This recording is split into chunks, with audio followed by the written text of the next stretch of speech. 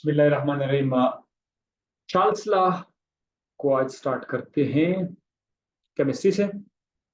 आपने Boyle's law पढ़ लिया, उसमें बहुत ज्यादा मैंने तफसील दिया। कुछ ऐसी चीजें थी जो पहले मैं सोचा कि नहीं ना बताऊं, लेकिन बाद में चूंकि ख्याल आया कि इसको चार्ल्स लॉ में भी इसको बताने की जरूरत पड़ेगी, लिहाजा वहां पर आपको ग्राफ वगैरह जो मैंने बता दिए थे वो हो गया था। आज इस पे ज्यादा टाइम नहीं लेंगे बिकॉज आप ऑलरेडी बॉयल्स लॉ में काफी कुछ पढ़ चुके हैं। पैरामीटर्स मेनली तीन थे: प्रेशर, टेम्परेचर, वॉल्यूम, और चौथा पैरामीटर जिसे हमने इंक्लूड नहीं किया था वो था number of moles.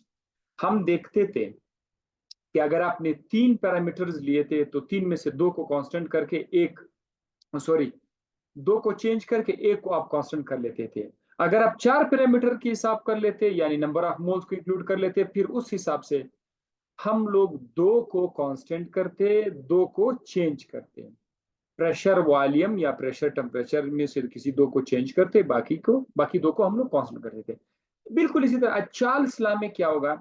Charles law में रिलेशन किस चीज के दरमियान है? वॉल्यूम वी और टेम्परेचर टी के दरमियान रिलेशन है। ये दो चीजों के दरमियान रिलेशन है। वॉल्यूम को अगर मैं वी से लिख दूं, टेम्परेचर को अगर मैं टी से लिख दूं, ये दोनों चेंज हो रहे होंगे, लेकिन कौन सी दो चीजें कांस्टेंट होंगे? ये होगा आपका नंबर ऑफ मोल और प्रेशर। ये दो चीजें कांस्टेंट होंगी। कांस्टेंट प्रेशर पर नंबर ऑफ मोल्स भी कांस्टेंट है। क्या होगा कि आपका जो वॉल्यूम है ये डायरेक्टली प्रोपोर्शनल होगा टेम्परेचर का। अब देखो टी जो है वो बिल्कुल लाइन के ऊपर है, लाइन के नीचे नहीं है, तो जब इस तरह लाइन के ऊपर आ जाए इसका मतलब ये कि डायरेक्ट रिलेशन है। यानी अगर आप वॉल्यूम को डबल करोगे तो टेम्परेचर भी डबल हो जाएगा। अगर आप वॉल्यूम को हाफ करोगे तो टेम्परेचर भी हाफ हो जाएगा। अगर आप वॉल्यूम को चार गुना बढ़ाओगे तो टेम्परेचर चार गुना कम हो जाएगा। ये बात है, ठीक है। अब हमने ये भी पढ़ा है कि जब आप प्रोपोर्शनलिटी का निशान खत्म करते हैं तो दो चीजें आती है: एक कांस्टेंट का निशान लगेगा और एक इक्वल का निशान लगेगा। जैसे V इज इक्वल टू, ये इक्वल लगा, हम यहाँ पर एक कांस्टेंट लगाएंगे K और टेम्परेचर बिल्कुल अपनी जगह पर आएगा। V इज इक्वल टू के टी। इसको हम लोग ऐसा भी तो लिख सकते हैं कि V upon T is equal to K. इसको हम लोग ऐसा भी लिख सकते हैं, V upon T is equal to K. यानी वॉल्यूम और टेम्परेचर का रेशो एक कांस्टेंट के बराबर है। चार्ल्स लॉ को डिफाइन करने का दूसरा फॉर्मूला, दूसरा तरीका ये है कि अगर आपसे पूछा जाए कि दूसरा डेफिनेशन क्या है, तो बोलो the ratio of volume to temperature is equal to constant. इसको भी आप चार्ल्स लॉ कहते हैं, ठीक है। यानी आप वी को चेंज कर दो, टी को भी चेंज कर दो, इसका दोनों का रिजल्ट, दोनों को एक दूसरे पे डिवाइड करो, रिजल्ट सेम आएगा। फिर आप मजीद वी को चेंज कर दो, उसे टी चेंज हो जाएगा, दोनों को डिवाइड करो, रिजल्ट सेम आएगा। सर चलते जाओ, ठीक है। तो इससे हम लोग ऐसा भी तो कह सकते हैं कि V1 upon T1 equal to V2 upon T2। यानी इससे हम लोग ये बात कह सकते हैं, जिस तरह आप लोगों ने बॉयज लॉ में T1 V1 is equal to P2 V2 किया था, इसी तरह यहाँ पर V1 upon T1 must equal to V2 upon T2। ये चार्ल्स लॉ के लिए है। अच्छा, अब ग्राफ की तरफ आते हैं। अगर आप ग्राफ बनाओगे टेम्परेचर और वॉल्यूम के बीच, तो उसमें क्या होगा? आपको एक स्ट्रेट लाइन मिलेगा। क्यों स्ट्रेट लाइन मिलेगा? क्यों भाई स्ट्रेट लाइन क्यों मिलेगा? बिकॉज वॉल्यूम और टेम्परेचर आपस में डायरेक्ट प्रोपोर्शनल है। सो टेम्परेचर आपका एक्स एक्सिस पर है, वॉल्यूम आपका वाई एक्सिस पर है। अगर आप ग्राफ खींच लोगे तो आपको ऐसा लगेगा कि शुरू में जैसे आपने वॉल्यूम कम किया था, ये आपका पहला डॉट आएगा इस वॉल्यूम पर, ये आपका, ये लाइन कहाँ पे टच कर रहा है, ये वाई एक्सिस को यहाँ पर टच कर रहा है। सो यहाँ पर वॉल्यूम बढ़ रहा है ना, यहाँ पर अगर 0 है, यहाँ पर अगर 10 है, तो चलते चलते यहाँ पर वॉल्यूम ज्यादा होगा, ठीक है। और इसी डॉट को अगर आप नीचे गिराएंगे तो टेम्परेचर अगर यहाँ पर 0 है, तो यहाँ पर सपोज 10 है, यहाँ पर 20 है, चलते चलते जाओ तो यहाँ पर ज्यादा होगा। तो ये जो पहला डॉट मैंने लिखा हुआ है, इसका मतलब ये है कि ज्यादा वॉल्यूम पे टेम्परेचर ज्यादा है।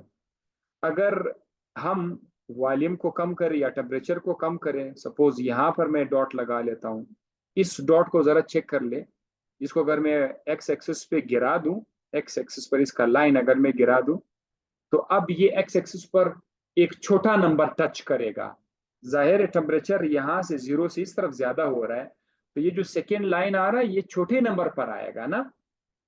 अच्छा, इसी तरह से इसको वाई एक्सिस पर भी अगर आप टच करोगे तो ये भी एक छोटे नंबर पर आएगा। जाहिर है, लेट सपोज अगर ये 10 है, ये 15 है, ये 20 है, ये 30 है, सही है, तो अब ये 20 पर आएगा। हाँ, इसी तरह से डॉट लगाते लगाते लगाते बहुत सारे डॉट्स आपके पास आ जाएंगे, बहुत सारे डॉट्स आ जाएंगे। इन डॉट्स को जब आप आपस में मिलाओगे तो आपको एक स्ट्रेट लाइन मिल जाएगा, आपको एक स्ट्रेट लाइन मिल जाएगा। दिस स्ट्रेट लाइन निशानी है, किस चीज की निशानी है, ये चार्ल्स लॉ की निशानी है। अच्छा, इस स्ट्रेट लाइन को आइसो बार कहा जाता है, आइसो बार। आइसो का मतलब है सेम, बार का मतलब है प्रेशर। क्योंकि आप सेम प्रेशर पर जो है ये काम कर रहे हैं, सो दैट इज वाई इस लाइन का नाम है आइसोबार। अगर आपको बॉयल्स लॉ में याद हो तो वो ये लाइन स्ट्रेट नहीं था, ये लाइन कर्व था, वहां पर उसका नाम आइसोथर्म था। हाँ, जब हमने वहां पर वॉल्यूम को उल्टा किया था, जब वॉल्यूम को उल्टा करोगे तो फिर वॉल्यूम का प्रेशर के साथ स्ट्रेट लाइन आ रहा था। सो एनी हाउ, यहां पर हम लोग अपना ग्राफ मुख्तलिफ प्रेशर पे चेक करेंगे। जिस तरह बॉयल्स लॉ में आपने ग्राफ को मुख्तलिफ टेम्परेचर पे चेक किया था, टेम्परेचर आपका कांस्टेंट था, ठीक है, फिर आपने ग्राफ को मुख्तलिफ टेम्परेचर पे किया था। यहां पर प्रेशर कांस्टेंट है, वॉल्यूम और टेम्परेचर चेंज हो रहा है, हम लोग अपना तजर्बा चेंज करके किसी दूसरे प्रेशर पर कर लेंगे, कोई दूसरा हाई प्रेशर पर। सपोज पहले आपने ये वाला, सपोज यहां पर आपके पास एक लाइन है, मैं उसको स्ट्रेट लिख लेता हूं, आपको इस तरह मिलेगा। ये आपने सपोज कर दी एक एटीएम पर आपने ग्राफ बनाया, वो इस तरह का स्ट्रेट लाइन आया 1 एटीएम पर। जब आप तजर्बा शुरू से कर लेते हैं, प्रेशर को एडजस्ट कर लेते हैं, उसको थोड़ा बड़ा करके 2 एटीएम पर कर लेते हैं, 2 एटीएम पर कर लेते हैं। यहां पर कुछ स्टूडेंट ने कल सवाल किया था कि सर आपने टेम्परेचर को तो कांस्टेंट किया हुआ है। जी हाँ, उसमें टेम्परेचर कांस्टेंट था बॉयल्स लॉ में। तजर्बा जब आप कर रहे हैं, तजर्बे के दौरान आप टेम्परेचर चेंज नहीं कर सकते हो। इसी तरह आप यहाँ पर एक्सपेरिमेंट कर रहे हैं, आपका एक्सपेरिमेंट में आपने पहले से प्रेशर को एडजस्ट कर दिया कि भाई वो पहले वाले एक्सपेरिमेंट में एक प्रेशर था, फिर through out the pressure, sorry, through out the experiment आपका प्रेशर 1 एटीएम ही था, आपने प्रेशर को नहीं चेंज किया था, तो प्रेशर कांस्टेंट है। अब हमने अपना तजर्बा, अपना सेटअप एक और प्रेशर पर एडजस्ट किया, 2 एटीएम एडजस्ट करके, सिस्टम का प्रेशर 2 एटीएम करके अब हम लोगों ने वॉल्यूम को चेंज करना शुरू किया। वॉल्यूम से टेम्परेचर चेंज हुआ, volume change, temperature change, volume change. तो जो volume change, temperature change, volume change, temperature change, ये सब के सब अब 2 एटीएम पर आएगा। अब आपका pressure through out experiment constant है, ये वो कंफ्यूजन है। सुबह 2 एटीएम पे करोगे तो ये लाइन मिलेगा, आप प्रेशर को थोड़ा मजीद बढ़ा दो, नेक्स्ट तजर्बे में प्रेशर को मजीद बढ़ा दो, 3 एटीएम पे कर दो, तो फिर आपको यहां से इस तरह लाइन मिल जाएगा, स्ट्रेट लाइन मिल जाएगा। 4 पे भी आपको स्ट्रेट लाइन मिल जाएगा। बताने का जो मकसद है वो ये है कि लाइनों पे गौर करें। स्ट्रेट तो है, वो तो ठीक है, ये लाइन किस तरफ मूव कर रहा है? वाई एक्सिस से आगे जा रहा है। वाई एक्सिस पे वॉल्यूम है, so the line is moving away from the, लिखना क्या है, the line is moving away from, Y axis से बोल सकते हैं, वॉल्यूम एक्सिस भी आप बोल सकते हो, volume axis from, volume axis से ये लाइन अवे जा रहा है, अवे जा रहा है। जरा चेक करें क्यों अवे जा रहा है, क्या चीज कम हो रहा है, क्या चीज ज्यादा हो रहा है, इस पर आप गौर कर लें, देखें।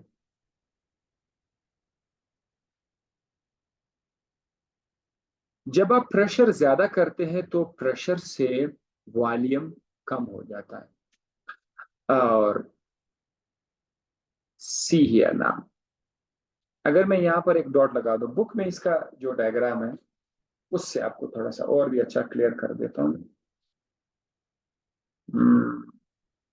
दिस वन,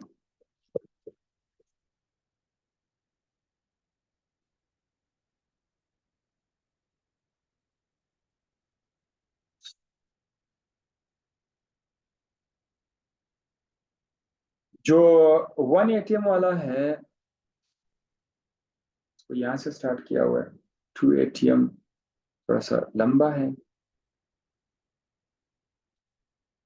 2 ATM से थोड़ा सा लंबा है, 3 ATM फिर उससे भी लंबा है।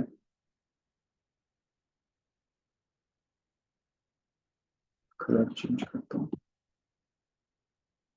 यस, अब जरा देखें इस ग्राफ में, मैं जो आपका पहला पहला जो लाइन था जिसको आपने 1 ATM पे किया था, उस लाइन के ऊपर जो डॉट है उसको आप चेक करें पहले, ये कहाँ पे फॉल कर रहा है, यहाँ पे फॉल कर रहा है। अगला जो है वो यहां पर फॉल कर रहा है, ज्यादा टेम्परेचर पे फॉल कर रहा है। तो इस केस में हम ये कह सकते हैं कि वॉल्यूम कम हो रहा है। यानी कि शुरू वाला जो डॉट है, आपको वॉल्यूम एक्सिस पर अगर आप इसको टच करोगे तो ज्यादा वॉल्यूम पर है, दूसरा जो डॉट है ये कम उस पे आ रहा है, कम वाई एक्सिस पर जो वॉल्यूम का वैल्यू है, कम वॉल्यूम को वो टच कर रहा है। दूसरा डॉट 2 ATM वाला जो लाइन है, इसका लाइन अगर आप लेके जाओगे डॉट डॉट डॉट डॉट करके वाई एक्सिस पे, तो वाई एक्सिस पर ये जिस नंबर को टच करेगा वो छोटा नंबर होगा, यानी वॉल्यूम कम हो रहा है। जब आप प्रेशर को ज्यादा कर रहे हैं तो वॉल्यूम कम होने की वजह से ये लाइनें क्या कर रही है, ये वॉल्यूम एक्सेस से आगे आ रही है। सो बहरहाल एक तो ये समझना, अगर आपको ये समझना आता है तो एटलीस्ट ये स्टेटमेंट याद रखिए, the line is moving away from the volume axes. ये देखो 4 वाला जो प्रेशर है 4 ATM, ये बिल्कुल कौन सा जगह टच कर रहा है, जरा इधर चेक करो, ये वाला जो जो जिस जिस जो लाइन आपको मिला हुआ है 4 के प्रेशर पर, जरा चेक करो, इसको सीधा सीधा लेके आए वाई एक्सिस पर टच कर दो, ये कहां पर टच कर रहा है? एक दो स्टूडेंट थे उनको इस तरह ग्राफ में ये मसला था। ये क्लास 9 की चीजें हैं, क्लास 10 की चीजें हैं जो हम लोग वहां पे सही नहीं समझ सकते, यहाँ पर मसला आ जाता है। सुबह हराल 4 वाला जो एटीएम प्रेशर पर आपने जो तजर्बा किया था 4 ATM पर, उसका लाइन आपको बहुत कम वॉल्यूम पे टच हो रहा है। सो इट मीन्स कि जब आप प्रेशर बढ़ा बढ़ा के तजर्बा करोगे, उससे लाइनें जो आपको मिलेंगी वो लाइनें वॉल्यूम के एक्सिस से अवे आ रहे होंगे। रीजन में आपने क्या लिखना है, रीजन, रीजन में आपने यही लिखना है कि the volume is decreasing, volume is decreasing, ये आपने लिखना है। या आप लोग टेम्परेचर इज इंक्रीजिंग बोल सकते हैं, टेम्परेचर इज लिख सकते हैं, लेकिन वॉल्यूम इज डिक्रीजिंग ये बड़ा आपको मिलेगा। मुझे बुक में भी वॉल्यूम इज डिक्रीजिंग मिला था। सो ये डन हो गया। मैं सोच रहा था कि मैं आज चार्ल्स लॉ पे ज्यादा टाइम नहीं लगाऊंगा, लेकिन बहरहाल दोबारा सब कुछ ज्यादा ही लगा, बिकॉज ताकि होपफुली के स्टूडेंट्स जो कल कंफ्यूज थे आज उनका मसला हल हो गया होगा। एब्सोल्यूट जीरो की तरफ आते हैं। At constant pressure the volume of a given mass of a gas increase और डिक्रीज। अच्छा, ये एब्सोल्यूट जीरो आया कहां से, क्यों आया, कैसे आया? चार्ल्स लॉ जब आ गया है, तो चार्ल्स लॉ ने क्या किया? चार्ल्स लॉ ने एक टेबल बनाया, तजर्बा किया। उसने देखा कि मेरे पास V1 है, सपोज करते हैं सब V1 वो समथिंग 10 है, और T1 उसका है 2। उसने V2 चेक किया था, वो 15 था, और T2 चेक करके it was something else 6। सो वो ये उम्मीद कर रहा था कि अगर मैं V1/T1 देख लूं, V1/T1, क्योंकि चार्ल्स लॉ का ये form V1/T1 is equal to V2/T2। वो ये एक्सपेक्ट कर रहा था कि यार होना तो ये चाहिए कि V1/T1 इक्वल होना चाहिए V2/T2 के, यानी V1 आपका 10 है, T1 आपका 2 है, ये इक्वल होना चाहिए V2 आपका 15 है, और T2 आपका 6 है। सो जरा देखें, 2 5 10, 5 is equal to 2 point something 2.5। ये देखो, ये तो इक्वल नहीं आया, V1/T1 V2/T2 को इक्वल नहीं आया। वो हैरान था, परेशान था कि ये क्यों इक्वल नहीं आ रहा। सो बाद में उसने एक और डेफिनेशन बनाया चार्ल्स लॉ का। वो कैसे? जरा चार्ल्स लॉ का एक और डेफिनेशन, ये बहरहाल मैंने एब्सोल्यूट जीरो के साथ लिखा हुआ है, यहां पर आप लोग लिख सकते हैं चार्ल्स लॉ का एक और डेफिनेशन है। वो डेफिनेशन जरा देखें कि कांस्टेंट प्रेशर पर किसी गैस का वॉल्यूम इंक्रीज होगा या डिक्रीज होगा 1/273 के हिसाब से। मैं इस इंग्लिश का जो स्टेटमेंट है, इसको सादा उर्दू में ये कहूंगा कि अगर आपके पास कोई गैस है और वहां पर प्रेशर कांस्टेंट है, उस गैस का वॉल्यूम 1 डिग्री सेंटीग्रेड ऊपर करने से या 1 डिग्री सेंटीग्रेड कम करने से उसका वॉल्यूम कितना चेंज होगा। दोबारा बता रहा हूं, कोई गैस है, उसका प्रेशर कांस्टेंट है, कांस्टेंट प्रेशर पर उस गैस का वॉल्यूम कितना चेंज होगा, कितना ज्यादा होगा, कितना कम होगा, अगर उस गैस का टेम्परेचर 1 डिग्री सेंटीग्रेड कम किया जाए या ज्यादा किया जाए।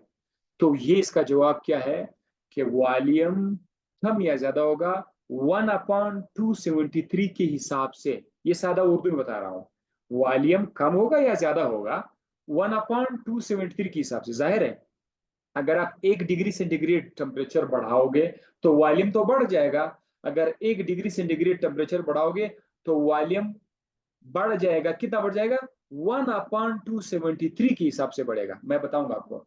इसी तरह अगर आप टेम्परेचर को 1 डिग्री सेंटीग्रेड कम करोगे, वॉल्यूम कम तो हो जाएगा, पर कितना कम होगा? 1/273 के हिसाब से कम हो जाएगा। कैसे कम हो जाएगा, ये इस फॉर्मूले में आपको लिख के दिया हुआ है। क्या फॉर्मूला बनाया है? Vt is equal to V0 1 plus T upon 273। मैंने आपको कहा था कि चार्ल्स लॉ को जब ये मसला आया ना, ये वाला मसला कि V1/T1 is equal to V2/T2, ये नहीं आ रहा था।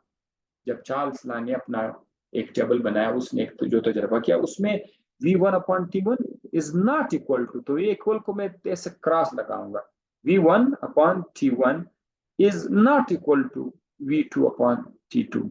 तो इस मसले का हल उसने कैसे निकाला? एक तो उसने एक इक्वेशन बनाया, Vt is equal to V0 bracket में 1 प्लस T/273। ये Vt क्या चीज है? Vt ये volume of gas at any temperature, किसी भी दूसरे टेम्परेचर पर मास सिवाय जीरो के जो भी टेम्परेचर हो उस पर वॉल्यूम का नाम होगा Vt। अगर कोई आपसे पूछे कि 40 डिग्री सेंटीग्रेड पर वॉल्यूम कितना होगा, तो वो जो 40 डिग्री सेंटीग्रेड पर वॉल्यूम है उसको Vt लिखा जाएगा। इसी तरह वी नॉट क्या चीज है, वी नॉट क्या है, वो वॉल्यूम है जो 0 डिग्री सेंटीग्रेड पर होगा। कोई भी गैस है उसका 0 डिग्री सेंटीग्रेड पर जो वॉल्यूम होगा वो उसका वी नॉट है। 0 डिग्री सेंटीग्रेड पर वॉल्यूम वी नॉट है।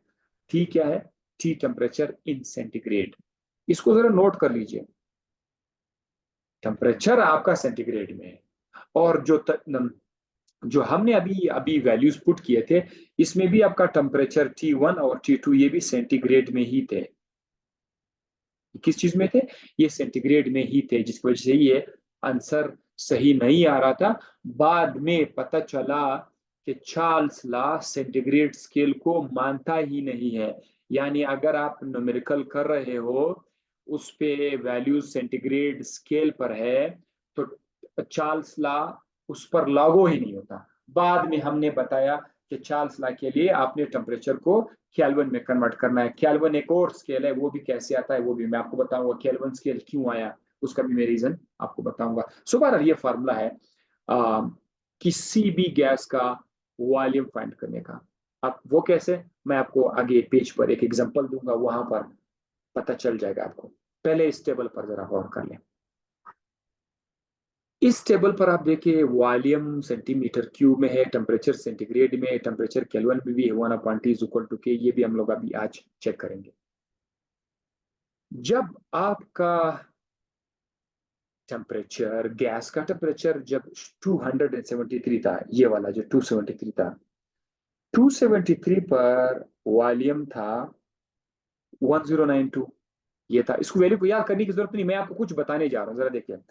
150 डिग्री सेंटीग्रेड पर वॉल्यूम 846 था, 100 डिग्री सेंटीग्रेड पर 746 था, 50 डिग्री सेंटीग्रेड पर 646 है, 10 डिग्री सेंटीग्रेड पर 566 है, 1 डिग्री सेंटीग्रेड पर 548 था, 0 डिग्री सेंटीग्रेड पर 546 था।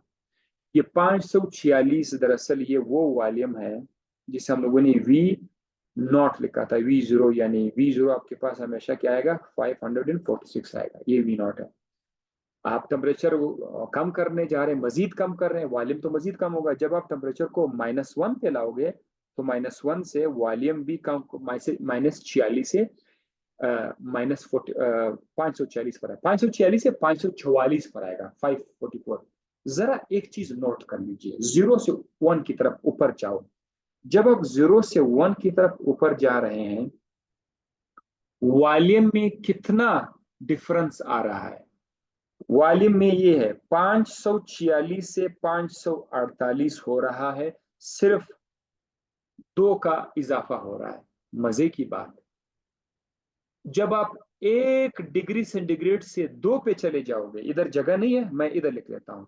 जब आप 1 डिग्री सेंटीग्रेड से ऊपर उठ के 2 डिग्री सेंटीग्रेड पे जाओगे, तो वॉल्यूम जो 1 डिग्री सेंटीग्रेड पे 548 था, 548 था, ये वॉल्यूम 550 हो जाएगा।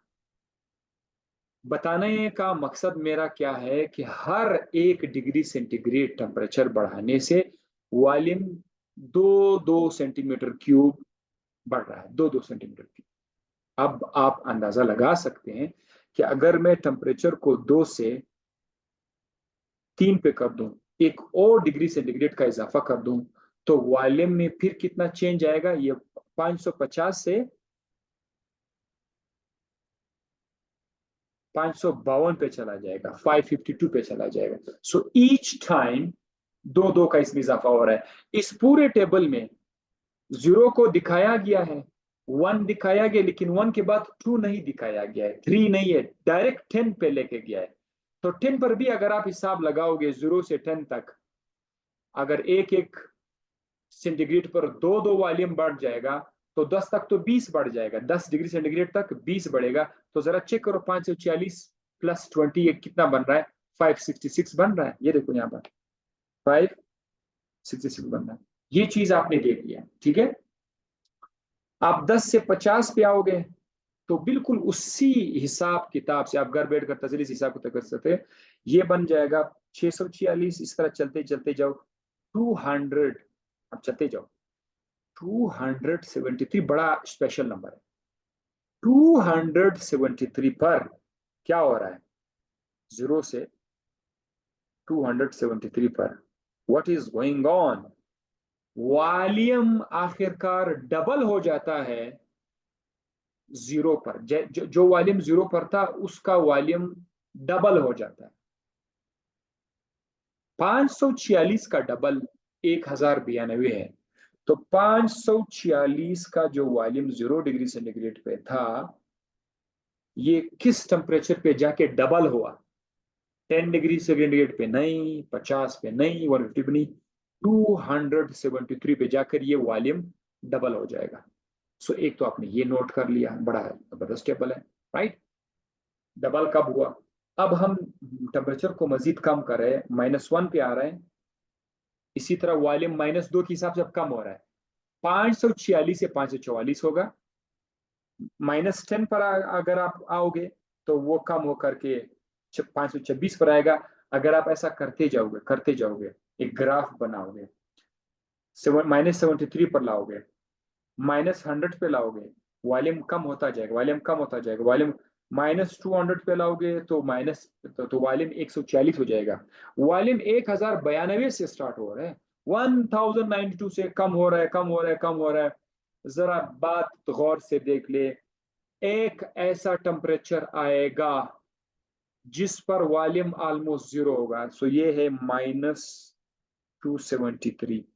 ये +273 और -273 बड़े ही स्पेशल नंबर आ गए हमारे पास कि +273 पर गैस का वॉल्यूम 0 पे जितना था उसका डबल हो जाएगा +273 पर। और गैस का वॉल्यूम बिल्कुल 0 हो जाएगा, यानी डबल डबल के बजाय बिल्कुल 0 हो जाएगा -73 पर। तो ये +273 और -273 बड़े स्पेशल नंबर है, क्योंकि एक तरफ आपको वॉल्यूम का डबल बता रहा है, वॉल्यूम 0 बता रहा है। इस नंबर से -273 से हमारे पास एक कॉन्सेप्ट आया। किस चीज का कॉन्सेप्ट आया -273 से? एब्सोल्यूट जीरो का कॉन्सेप्ट आता है। एब्सोल्यूट जीरो, यानी ये वो टेम्परेचर है सेंटीग्रेड स्केल पर, ये वो सबसे कोल्डेस्ट टेम्परेचर है, ये सबसे लोवेस्ट टेम्परेचर है जिस पर किसी गैस का वॉल्यूम 0 हो जाता है। तो एब्सोल्यूट जीरो क्या है? एब्सोल्यूट जीरो टेम्परेचर को बोलता है। कौन सा टेम्परेचर? जिस पर वॉल्यूम 0 हो जाए, ये बहुत कोल्डेस्ट टेम्परेचर होगा। बट ऐसा, ये तो फार्मूले से मुमकिन हुआ ना।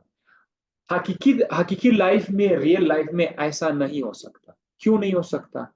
क्योंकि आप किसी गैस पर तजर्बा कर रहे हो, उसका टेम्परेचर कम कर रहे हो, टेम्परेचर कम करते करते करते करते करते करते करते उसका वॉल्यूम 0 नहीं हो सकता। क्यों 0 नहीं हो सकता? क्योंकि गैस को बहुत ज्यादा ठंडा करोगे वो लिक्विफाई हो जाएगा। क्या हो जाएगा? गैस लिक्विफाई हो जाएगा। जब गैस लिक्विफाई हो जाएगा तो अब इसका वॉल्यूम 0 होना नामुमकिन है। अब ये 0 नहीं हो सकता। आप कैसे किसी लिक्विड का वॉल्यूम 0 कर सकते हो? जोर जबरदस्ती करो, कुछ नहीं हो सकता। वो तो जादू है कि लिक्विड ही गायब हो जाए फिर वॉल्यूम 0 होगा। लिक्विड का वॉल्यूम 0 नहीं हो सकता। तो ये वजह है कि गैस का वॉल्यूम 0 इसलिए नहीं हो सकता कि गैस इस टेम्परेचर पे पहुंचने से पहले पहले लिक्विफाई हो चुका होगा, लिक्विड हो चुका होगा, इसलिए ये टेम्परेचर, ये वॉल्यूम हमें नहीं मिल सकता। सो बहरहाल इस सूरत हाल को देखकर, -273 को देखकर, वी नीड, हमें हमें जरूरत पड़ी एक और स्केल का। We need one more scale. We need one more temperature scale.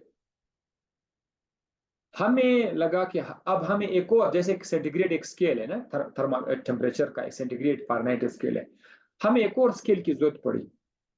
उस स्केल का नाम रखा गया केल्विन स्केल। यानी इस चीज के बाद, एब्सोल्यूट जीरो के बाद, केल्विन स्केल की जरूरत पड़ी। केल्विन स्केल हमारी दुनिया में, हमारी केमिस्ट्री में इंट्रोड्यूस हो गया, केल्विन स्केल आ गया। अब ये ऐसा स्केल है केल्विन स्केल, केल्विन स्केल जो -273 से स्टार्ट हो जाता है, -273 से, और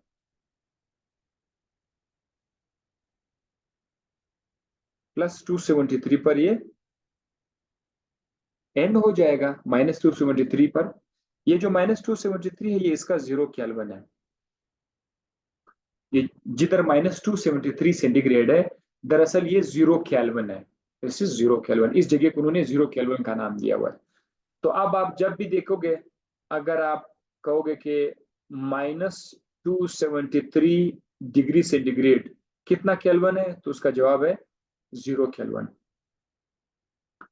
आप कोई भी केल्विन को कन्वर्ट कर सकते हैं सेंटीग्रेड में, जस्ट आपने -270 माइनस करना है, और कोई भी सेंटीग्रेड को केल्विन में कन्वर्ट करने के लिए आपने +273 उसमें डालना है।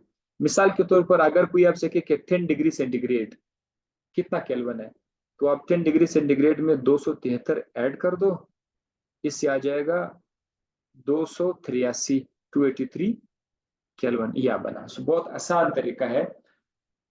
अच्छा, बहरहाल अब मैं आपको उसकी बात की तरफ ले जाऊंगा, जब चार्ल्स ला मायूस हुआ था, जब उसने देखा था कि यार ये V1/T1 क्यों इक्वल नहीं हो रहा है V2/T2 के। तो चलो एक नंबर उठाते हैं। यहाँ पर उन्होंने एक नंबर उठाया हुआ है। कौन सा नंबर? 10 और 50 का मेरे ख्याल इसने उठाया हुआ है। यस, 10 और 50 का, 10 and 50। मैं जरा चेक करूं, 10 and 50। यस, यहीं से आपको बता देते हैं 10 and 50 का था।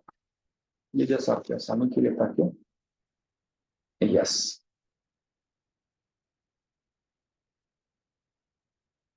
अगर आप गौर करते हैं यहाँ पर 10 डिग्री सेंटीग्रेड पर, ये मैंने लिखा हुआ है 10 डिग्री सेंटीग्रेड। नीचे जरा आप देखें राइट साइड पर, 10 डिग्री सेंटीग्रेड पर वॉल्यूम कितना है? 566 है। ये आपका टेम्परेचर वॉल्यूम है। जब आपने टेम्परेचर को 10 से 100 पे लेके गया, 100 पे ले गया ना, तो ये 100 आपका T2 हो जाएगा ना। पहले टेम्परेचर था 10, तो ये आपका T1 हो जाएगा। पहले वॉल्यूम था 566, ये आपका V1 हो जाएगा। जब आपका वॉल्यूम 746 हुआ था, तो ये आपका V2 है। अब अगर आप चेक कर ले, गौर से कैलकुलेटर उठाओ, वीडियो पॉज करके, 566 को अगर आप 10 पे डिवाइड करोगे, तो ये कभी भी इक्वल नहीं होगा। अगर आप 746 को 100 पे डिवाइड, इसका आंसर गलत आएगा, सेम नहीं आएगा। प्रॉब्लम क्या था पता है? प्रॉब्लम ये था कि हमने टेम्परेचर को सेंटीग्रेड में लिया था। तो जब हमने एक और स्केल बना लिया, हमारे जहन में केल्विन स्केल आ गया, केल्विन स्केल का कॉन्सेप्ट आ गया, तब हमें पता चला कि अगर हम सेंटीग्रेड स्केल को केल्विन में कन्वर्ट करके इस फार्मूले में लगाएं, फिर चार्ल्स ला हो जाएगा। अब जरा बताता हूं। 566 वैसे के वैसे आप लोग लिख दो, कोई बात नहीं। डिवाइड करो उसको 10 पर, 10 डिग्री सेंटीग्रेड है। अगर आप उसको केल्विन में कन्वर्ट करोगे, तो ये 283 हो जाएगा, 283 हो जाएगा, 283 हो जाएगा। इसी तरह आपका वॉल्यूम 746 है, उसको उधर ही छोड़ दो, तो है वॉल्यूम 746, लेकिन जो 100 डिग्री सेंटीग्रेड है, केल्विन में कन्वर्ट करने के लिए 273 ऐड करना पड़ेगा, तो हो जाएगा 373। अब अगर आप इसको सॉल्व करोगे, अगर आप इसको सॉल्व करोगे, 566/283 का आंसर भी 2 आ जाएगा, 746/373 का आंसर भी 2 आ जाएगा। सो अब जाकर V1/T1 इक्वल हो जाता है V1/2 के, यानी अब जाकर आप ये कह सकते हैं कि V1/T1 is equal to V2/T2, और ये दोनों कांस्टेंट के बराबर है, क्योंकि दोनों केस में जवाब 2 2 आ ही गया था।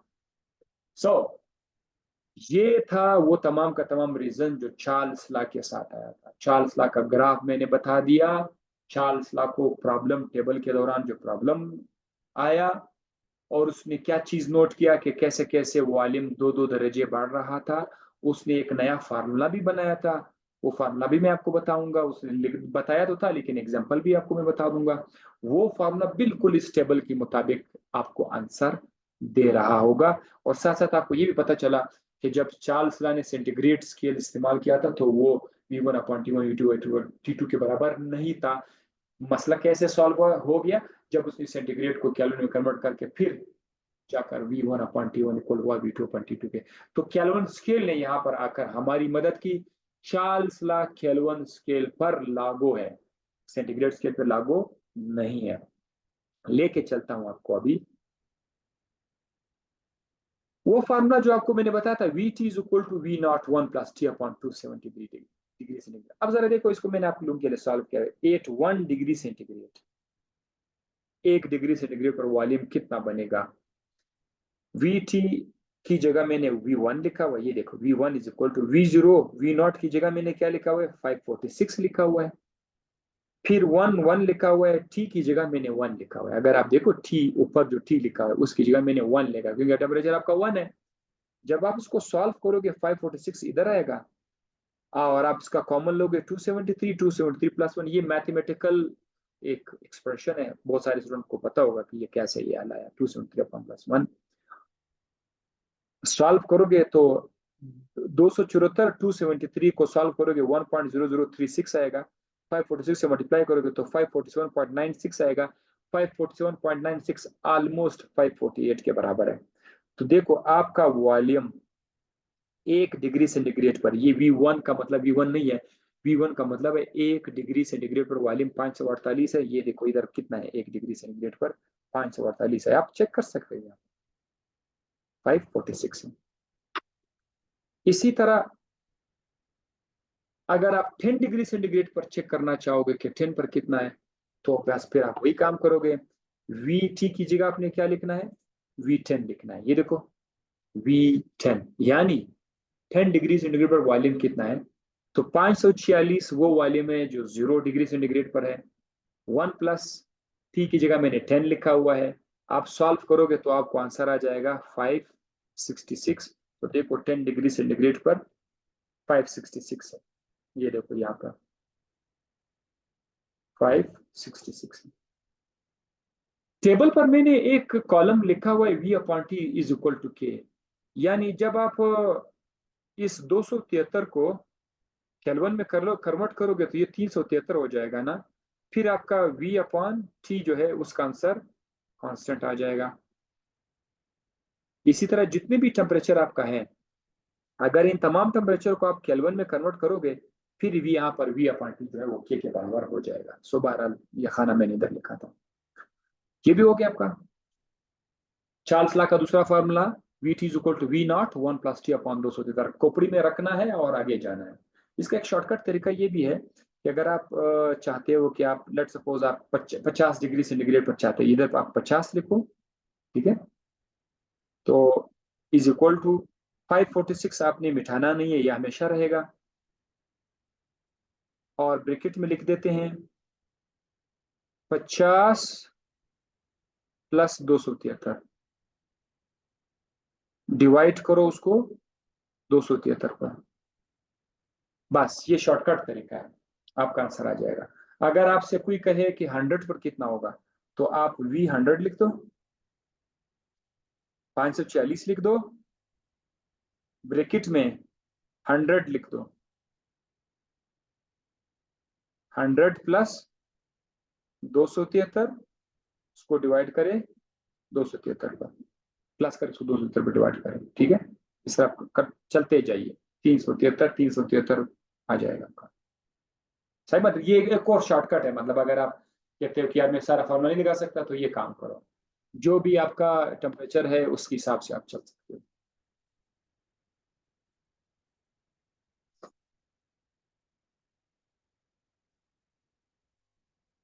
Absolute zero now.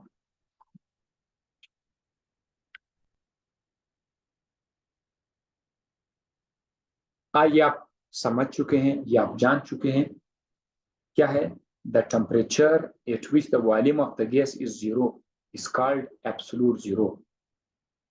ठीक है, इसकी वैल्यू है -273 डिग्री सेंटीग्रेड या -273.16 या 0 केल्विन। ये ओके नहीं है, 0 केल्विन है। ठीक है, -273 एब्सोल्यूट जीरो। इसको एब्सोल्यूट जीरो क्यों कहा जाता है? बिकॉज गैस का volume become zero at this temperature. इस टेम्परेचर पर वॉल्यूम जीरो हो जाता है। लेकिन ये टेम्परेचर हाइपोथेटिकल है, हाइपोथेटिकल है, यानी ये टेम्परेचर हमने इक्वेशन से फर्ज करके बनाया हुआ है। ये रियल लाइफ में नहीं, पॉसिबल नहीं है। क्यों पॉसिबल नहीं है? क्योंकि इस टेम्परेचर पर गैस लिक्विफाई हो गया होगा। तो आप लोग ये भी लिख सकते हैं, गैस बिकम्स लिक्विफाई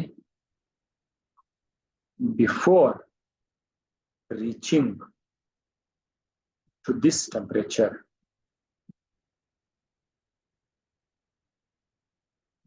चले, एब्सोल्यूट जीरो भी हो गया। ये क्या किया मैंने दोबारा? ये जस्ट आप लोगों की आसानी के लिए हमने चार्ल्स लॉ का ग्राफ बनाया हुआ है।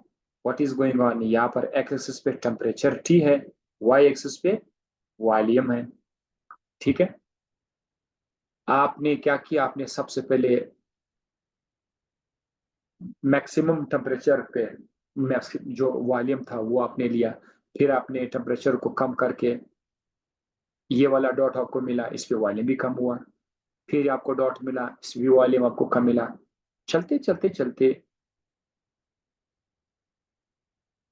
अगर आप ऐसा करोगे, हकीकत में नहीं हो रहा है, आप तजर्बा करके नहीं कर रहे हो, लेकिन ग्राफ आप एक्स्ट्रापोलेट कर रहे हैं। क्या करेंगे? एक्स्ट्रापोलेट का मतलब ये है कि जो चीज रियल लाइफ में पॉसिबल नहीं है, अगर हम उसका सिर्फ एक अंदाजा लगाएं तो क्या हो सकता है। मिसाल के तौर हम कहते हैं कि यार एक बंदा जो है वो एक दिन में अगर 10 रुपए कमा रहे हैं तो 2 दिन में वो 20 कमाएंगे। अच्छा, उसका आप इस 100 साल का आप कर सकते हैं, 100 साल में इतना कमा सकते हैं।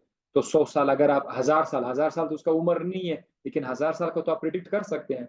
इसी तरह हम लोग यहाँ पर भी कोई प्रिडिक्शन करेंगे कि अगर हम टेम्परेचर उसी तरह कम करते करते करते करते करते करते आखिरकार ये ग्राफ आखिरकार कहाँ पे टच होगा।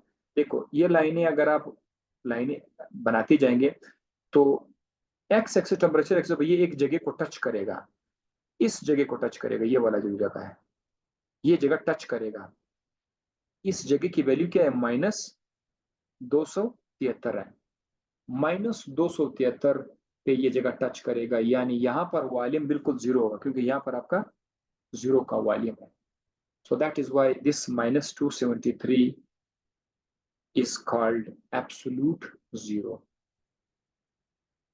यह दोबारा मैंने आपको भी बता रहा हूँ। ठीक है, स्केल्स ऑफ थर्मोमेट्री। थर्मोमीटर के कितने स्केल्स हैं?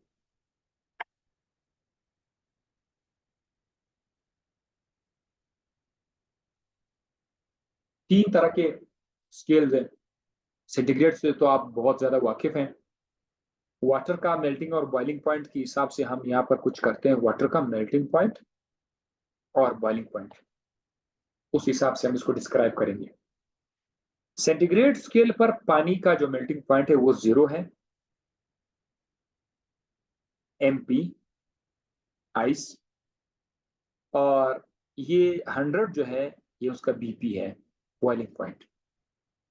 तो ये सेंटीग्रेड स्केल को डिस्क्राइब करने का तरीका है कि उस पे 0 डिग्री सेंटीग्रेड मेल्टिंग पॉइंट को शो कर रहा है, 100 बॉइलिंग पॉइंट को शो कर रहा है वाटर के हिसाब से।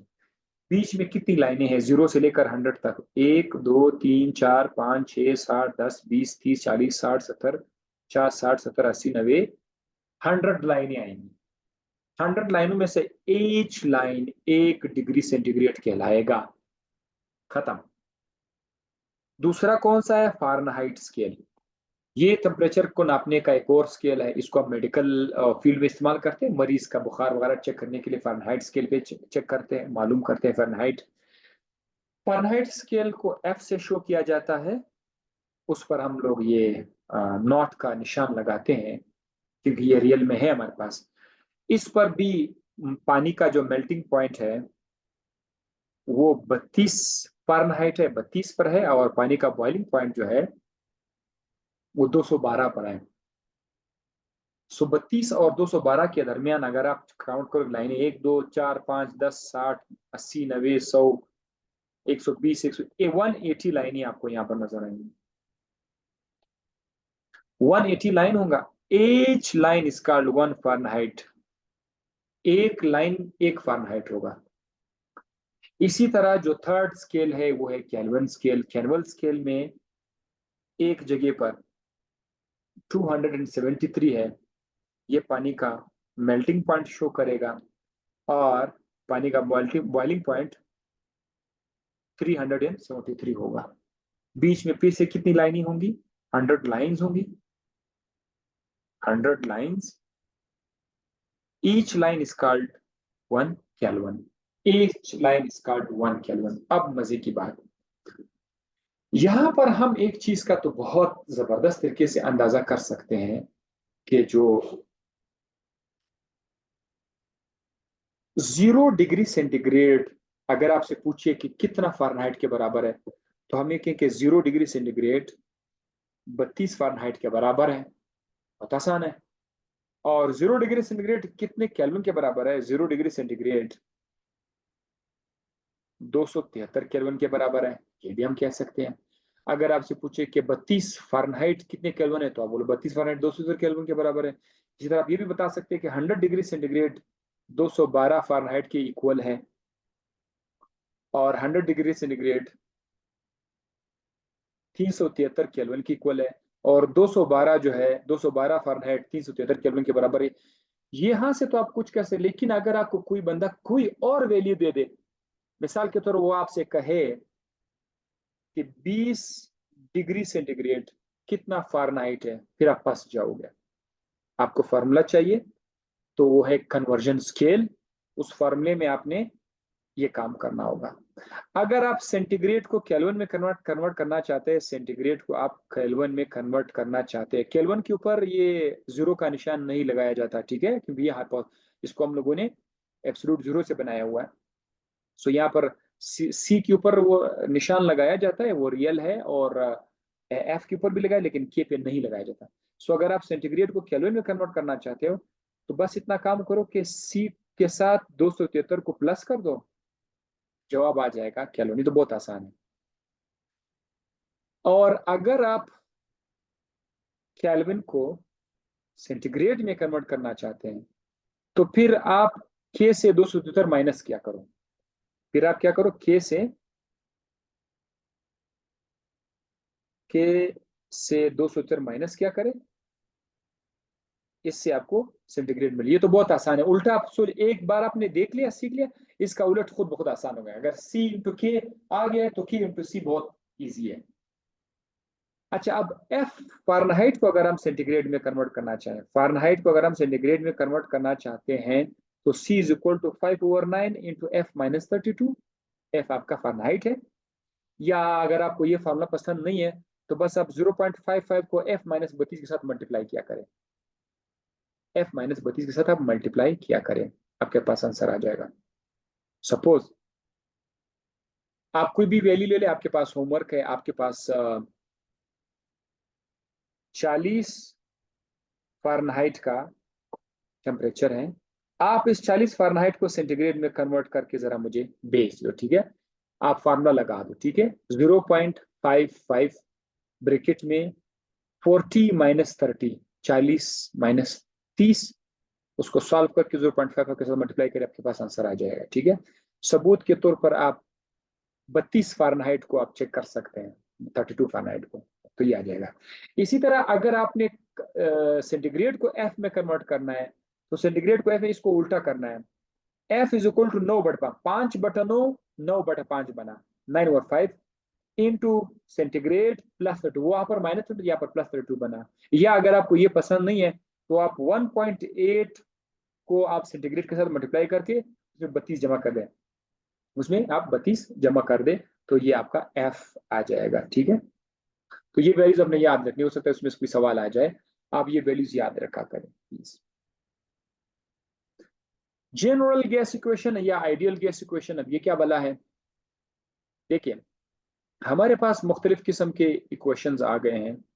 बॉयल्स लॉ में आपने देखा, बॉयल्स लॉ में क्या हो रहा था, व्हाट वाज गोइंग देयर, बल्कि इसको आपको नेक्स्ट उसमें बता देता हूँ, ये चलो इसी में कर लेते हैं। बॉयल्स लॉ में आपने क्या, एवोगैड्रोस लॉ पहले आपको बताते हैं, एवोगैड्रोस लॉ, बल्कि जनरल गैस इक्वेशन का बड़ा पहला तारुफ देखें। हमें एक ऐसा इक्वेशन चाहिए जिसमें चीजें कांस्टेंट नहीं होनी, सारी चीजें चेंज हो रही हों, प्रेशर भी चेंज हो रहा हो, वॉल्यूम भी चेंज हो रहा है, टेम्परेचर भी चेंज हो रहा है, नंबर ऑफ मोल्स भी चेंज हो रहा है, हमें ऐसा इक्वेशन चाहिए। तो ऐसा इक्वेशन का नाम है जनरल गैस इक्वेशन या आइडियल गैस इक्वेशन, इसका नाम हो जाएगा। ठीक है, सो इसको सॉल्व कैसे करते हैं? तीन के तीन लॉस को कंबाइन करते हैं, Boyle's law, Charles law, Avogadro's law को कंबाइन कर लेते हैं। एवोगैड्रोस लॉ क्या है? Volume is directly proportional to the number of moles at constant temperature and pressure. Avogadro's law आगे इसका अपना तफसील आ रहा है, लेकिन आज सिर्फ इतना देखें कि वॉल्यूम डायरेक्टली प्रोपोर्शनल है नंबर ऑफ मोल्स के, टेम्परेचर और प्रेशर दोनों कांस्टेंट होंगे। आप बड़े आराम से फाइंड कर सकते हैं कि किसी गैस का जो वॉल्यूम है उस वॉल्यूम से आप नंबर ऑफ मोल्स फाइंड कर सकते हैं अगर आपका टेम्परेचर और प्रेशर कांस्टेंट है। ये आपका एवोगैड्रोस लॉ हुआ। बॉयल्स लॉ में क्या था कि बॉयल्स लॉ ये कहा था कि volume is inversely proportional to pressure. Charles law में वो कह रहा है कि volume is directly proportional to temperature. ये तीन लॉज हैं, इन तीन को हम लोग क्या करेंगे, कंबाइन करेंगे। तीन को हम कंबाइन करेंगे, कंबाइन करने से हमारे पास क्या बनेगा, वी, प्रोपोर्शनलिटी का निशान, एन टी और पी, ये आ जाएगा एन टी और P. Volume is proportional to N T. यहाँ पर वॉल्यूम नंबर ऑफ मोल्स के डायरेक्ट प्रोपोर्शनल है, टेम्परेचर के डायरेक्ट प्रोपोर्शनल है और प्रेशर के इनवर्स प्रोपोर्शनल है। अगर हम यहाँ पर तीर का निशान हटाएं, खत्म करें, इक्वलिटी प्रोपोर्शनलिटी का निशान खत्म करें, तो आप क्या करोगे, V इज इक्वल टू एक कांस्टेंट लगाएंगे, बाकी एन टी अपॉन पी बिल्कुल वही के वही होगा। कांस्टेंट आप लोगों ने जो लगाना है कोई नया कांस्टेंट होगा, इस बार आप उसको के ना लिखिए कि ऑलरेडी हो चुका है, वो एक नया कांस्टेंट होगा। वो क्या होगा, V is equal to R N T upon P. इस शक्ल में ये थोड़ा अच्छा नहीं लग रहा है, खूबसूरत नहीं लग रहा है।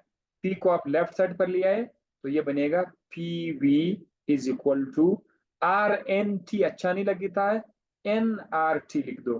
सो आपके पास ये वाला जो इक्वेशन है, this is called general gas equation या ideal gas equation. Ideal gas तफसील में बताऊंगा, आज जरा देख ले, आप लोगों का माइंड बहुत इसकी तरफ गया होगा। हर वो गैस जो तमाम लॉस को हर हालत में ओबी करता हूं, कोई भी गैस अगर Avogadro law, boils law, Charles law को मानता हो, किसी भी हालत में, किसी भी टेम्परेचर पर, किसी भी प्रेशर पर, अगर वो ये तीन के तीन लॉज, गैस लॉज मानते हूं, तब उसका नाम है ideal gas. By the way हमारे पास जो गैसेस है ना, वो रियल है, क्योंकि उनमें से कोई एक भी गैस तमाम के तमाम लॉस को तमाम कंडीशन पर लागू नहीं करता। सो आप यूं का आइडियल गैस हमारे पास है ही नहीं, हमने जस्ट अपने फार्मूलाज को करने के लिए ये इक्वेशन बना लिया, आइडियल गैस हमारे जहन में लाया हुआ है। हाँ, इतना है कि जो हमारे पास रियल गैसेस है उनमें से कुछ गैसेस किसी खास कंडीशन पे जाकर आइडियल गैस की तरह हो जाते हैं, किसी खास कंडीशन पे जाकर आइडियल गैस की तरह हो जाते हैं या उसके करीब जाते हैं, वो हम आपको बाद में बताएं। सो तो P is equal to NRT. अब ये क्वेश्चन तो आपके पास आ गया, देखो अगर इफ वी हैव 1 मोल, अगर हमारे पास 1 मोल हो गैस का, तो एन को क्या लिखोगे, एक, एन को आप 1 लिखोगे। अब इक्वेशन को जरा दोबारा चेक करें, P V is equal to N 1 है तो 1 नहीं लिखा जाता, R T, P V is equal to R T लिखेंगे। अब पी वी के नीचे अगर मैं टेम्परेचर ले आऊं तो आगे क्या बचेगा, कांस्टेंट आर बच जाएगा। आर का नाम क्या है, आर का नाम है मोलर गैस कांस्टेंट। आर का दूसरा नाम क्या है, जनरल गैस कांस्टेंट।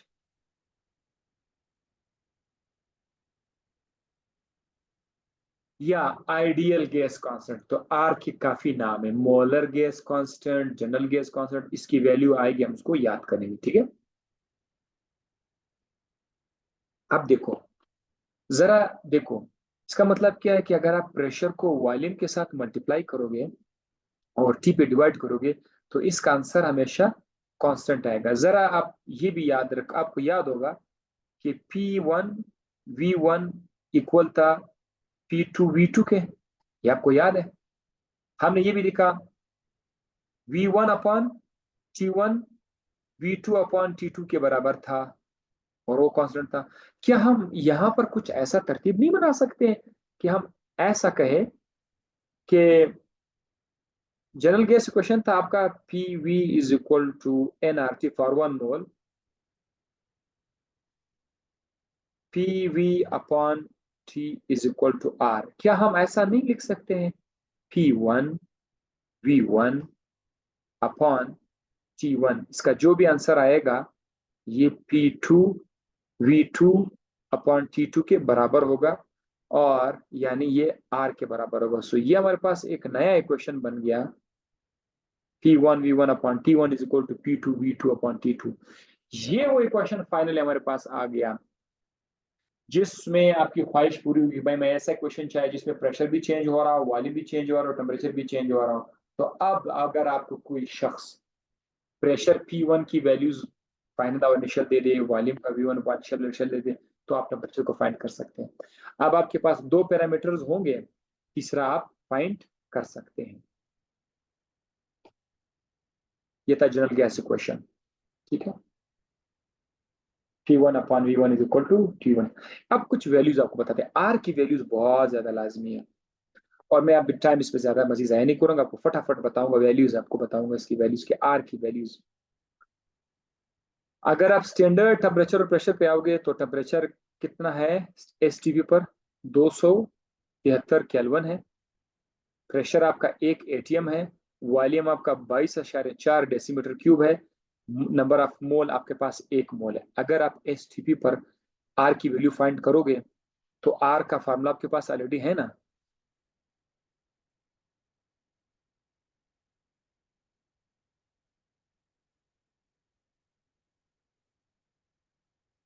ये है ना फार्मूला।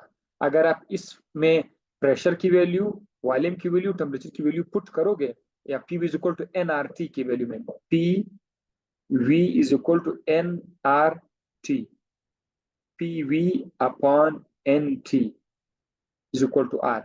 अगर आप पी वी एन टी की वैल्यू पुट करोगे सारा, तो आपके पास जो आंसर आएगा वो होगा ये 0.0821 DM3, क्योंकि आपने वॉल्यूम यहाँ पर DM3 में लिया हुआ है, ATM क्योंकि आपने प्रेशर ATM में लिया हुआ है, पर केल्विन पर मोल क्योंकि आपने टेम्परेचर को केल्विन में लिया हुआ है, और नंबर ऑफ मोल आपके पास 1 मोल है।